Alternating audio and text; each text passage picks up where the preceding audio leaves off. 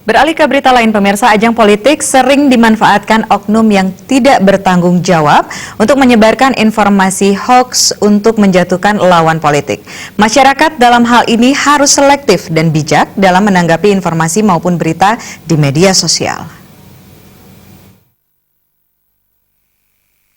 Menjelang pemilihan legislatif dan pilpres, berita hoax sering muncul di media sosial untuk saling menjatuhkan lawan politiknya. Dalam hal ini, masyarakat harus jeli menyaring informasi di media sosial. Informasi yang diperoleh di media sosial hendaknya dibaca secara utuh dan dipahami sebelum menyebarkannya. Masyarakat harus lebih selektif dan mencari pembanding berita untuk menyamakan informasi. Berita hoax mampu membuat pola pikir seseorang terhadap suatu keadaan menjadi keliru. Bila informasi yang diperoleh salah, pandangan dan perilaku yang ditimbulkan akan salah juga. Para politisi juga diharapkan tidak saling menyerang dan menjatuhkan dengan menggunakan berita hoax di media sosial.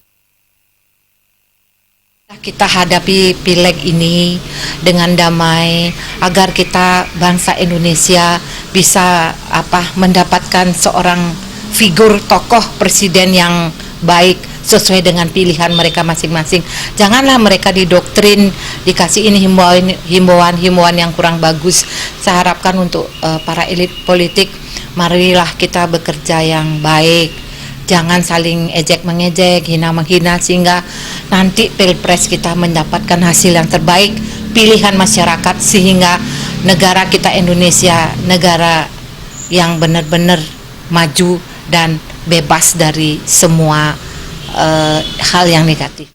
Apabila informasi dan berita hoax terus ditebarkan dan masyarakat tidak bijak dalam menanggapinya, konflik dan ketidakstabilan akan terjadi. Hal ini dapat disamakan dengan pencucian otak yang membuat pikiran seseorang menjadi salah. Hal ini tentu akan mempengaruhi rasa tegang rasa dan toleransi akan semakin terkikis yang merusak persatuan dan kesatuan bangsa dan negara. Agung Ria dan Ngurah Wira, Bali TV.